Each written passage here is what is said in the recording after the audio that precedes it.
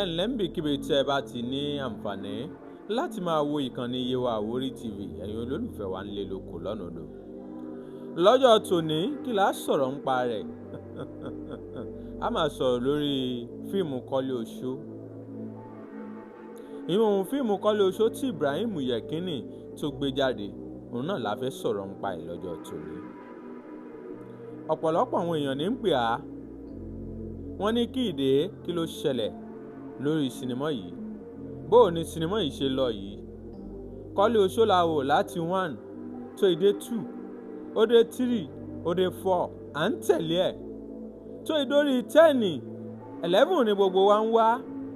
Ọ̀pọ̀lọpọ̀ àwọn èèyàn wá pé Oṣódìran ló tún bọ́ta. Ńgbà Oṣódìran tí wọ́n kàn ń polówó rẹ̀ pé fíìmù ọ̀hún ó bọ́ta láìpẹ́, yóò bọ́ta láìpẹ́, gbogbo àwọn èèyàn ń wò pé yóò kọ̀ntínù lórí Kọ́lé Oṣó ni. Àfi bèrè lẹ́ẹ̀kan náà tí sítórì ọ̀hún chẹ́ǹjì. Ibrahim Yekini, ọ̀gá nìyín o, àlàyé nìyín.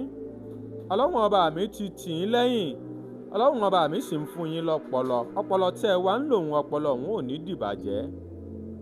Ẹ wá nǹkan ṣe sí kinní yìí. Ọ̀pọ̀lọpọ̀ àwọn èèyàn ló ti jáde náà ti ń para. Wọ́n ń pariwo, ọmọ bàbá Mìmí Ayé ṣó wá dà báyìí? Ẹ wà nínú àwọn tí ń polówó fíìmù yìí. Àwò lórí ìkànnì yín pé yóò jáde ní kòpẹ́kòpẹ́ yìí. Àmọ́ ohun tá a bá yìí kò jọra wọn. Wọ́n ń pé kò jọra wọn. Gbogbo àwọn èèyàn ló wo fídíò tí Kẹ́mítì ṣe ń kòpẹ́kòpẹ́ yìí, tó sọ̀rọ̀ nípa fídíò ọ̀hún, tó ní ẹ̀yin èèyàn kò jọra wọn ní tòótọ́ o. Kọ́lé Oṣó ti parí síbi tó wà ń o. Oṣódìran another film ni o, another story ni, ṣó wá dà bẹ́ẹ̀. Ọ̀pọ̀lọpọ̀ àwọn èèyàn sì ń para pé owó wa la fi ṣe dátà. Ó ní iye tá a fi ṣe dátà tá a fi ń wo sinimá yìí bọ̀ láti bẹ̀rẹ̀ pẹ̀pẹ̀.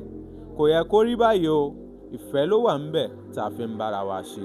Ibrahim Yekini, ẹ rò dáadáa, ẹ padà sórí Kọ́lé Oṣó. Àwọn èèyàn ń wá fíìmù ọ̀hún.